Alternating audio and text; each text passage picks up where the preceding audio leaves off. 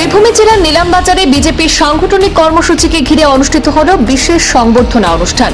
আজ রবিবার বিজেপি নেতা তথা বিশ্ব হিন্দু পরিষদের প্রাক্তন শ্রীভূমি জেলা সভাপতি বিশ্বজিৎ নাথ চৌধুরীর উদ্যোগে দক্ষিণ করিমগঞ্জ মণ্ডলের সভাপতি অভিজিৎ দাস, সহসভাপতি দীপঙ্কর দাস, সাধারণ সম্পাদক জ্যোতিষ্ক পোদ্দার এবং তন্ময় দাস সহ মণ্ডল নেতৃত্বকে সংবর্ধনা জানানো হয়।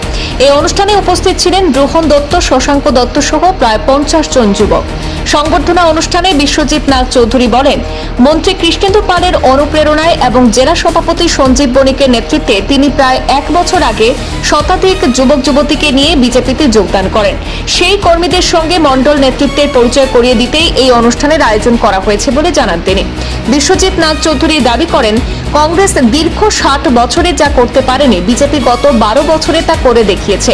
তার বক্তব্য, বিজেপি সরকার জনগণের উন্নয়নে প্রতিশ্রুতিবদ্ধ এবং সেই লক্ষ্যেই কাজ করে চলেছে। অন্যদিকে দক্ষিণ করিমগঞ্জ মণ্ডলের সভাপতি অভিজিৎ দাস তিনি বলেন, তৃণমূল স্তরে বিজেপির সাংগঠনিক ভিত্তি ক্রমশ আরো শক্তিশালী হচ্ছে। যুব মোর্চা, মহিলা মোর্চা এবং ছাত্র সংগঠন বিভিন্ন ক্ষেত্রে সক্রিয়ভাবে কাজ করছে।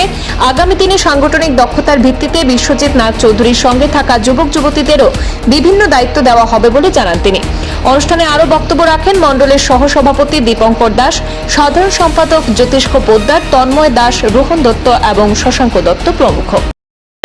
একটা বিষয় হলো, আমরা জানি মাননীয় কৃষ্ণেন্দু পাল যিনি দুইবারের জন্য মন্ত্রী হয়েছেন, উনি অত্যন্ত ভালো মনের মানুষ এবং কাজের মানুষ। তো আমরা চাই আজকে যে যুব সমাজ আমরা যে একত্রিত হয়েছি এবং এখানে যে স্থানীয় যারা আছেন, দল যাকে নির্ধারণ করেছে, যে মণ্ডল কমিটি আছে বা মণ্ডলের সভাপতি আছেন, ওনাদেরকে একসঙ্গে নিয়ে আমরা নীলামবাজারের জন্য চিন্তা করব, নীলামবাজারের উন্নয়নের জন্য চিন্তা করব।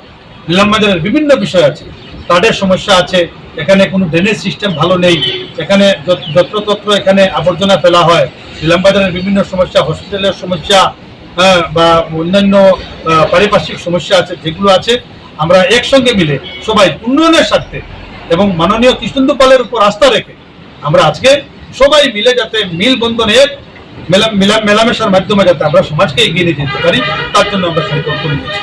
নমস্কার, ভারত মাতা কি জয়।